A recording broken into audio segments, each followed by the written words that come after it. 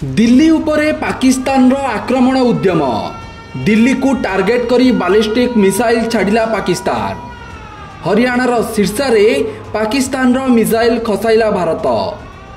दिल्ली उपरे आक्रमण उद्यमर कड़ा जवाब देला भारतीय वायुसेना। प्रति जवाब रे पाकिस्तान रो तीनोटी प्रमुख एयरबेस उड़ाई देइछि भारत। रावलपिंडीर नूर खां, रफीक एवं मुरीद एयरबेस रे विस्फोरण। भारतर बारंबार चेतावनी सत्वे पाकिस्तान भारतर अधिकरू अधिक सहर उपरे आक्रमण जारी रखिछि। एपरिकी भारतर राजधानी दिल्ली उपरे पाकिस्तान निजर फतेह-2 बालिस्टिक मिसाइल निक्षेप करिछि। हेले ही आक्रमण विफल होइछि।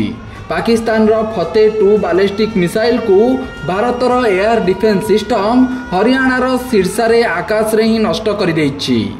किंतु दिल्ली उपरे आखि उठेई चाहिबार परिणाम भोगिछि पाकिस्तान। ए आक्रमणर प्रचंड जवाब देइछि भारत।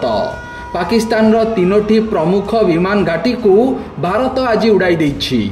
भारतर यह आक्रमण संपर्क में पाकिस्तान मध्य स्वीकार करिछि और 3 एयरबेस ध्वंस होइतिबा मानिछि। रावलपिंडीर नूर खां विमान घाटी सहित रफीक एवं मुरीद वायुसेना घाटी रे भोर समय रे भारत विस्फोरण करिछि।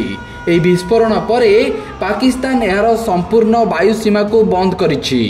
পাকিস্তান দাবি করেছে যে ভারতর 6টি ব্যালিস্টিক মিসাইল এই 3 বিমান ঘাটি উপরে মাড় হইছে। सूचना अनुसार शुक्रवार पुणी थरे अंधार रातिरे पाकिस्तान भारतर 26टी स्थान रे ड्रोन आक्रमण करिछि।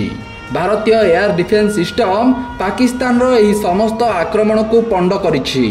अन्य पक्षरे भारत प्रति जवाब रे पाकिस्तान भितरे तांडव रचिछि। 3 एयरबेस ध्वंस करी पाकिस्तान को कड़ा जवाब देइछि Bharat.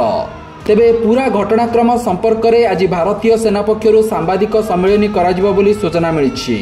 Bureau report Satyapath news.